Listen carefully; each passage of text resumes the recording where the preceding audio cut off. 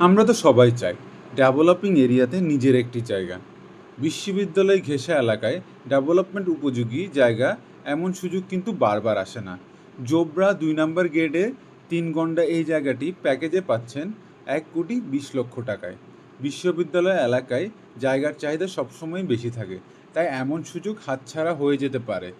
যারা ডেভেলপমেন্ট প্রজেক্টের জন্য ভালো জায়গা খুঁজছেন কিন্তু কম দামে, তারা অবশ্যই এই লোকেশনটি দেখতে পারেন।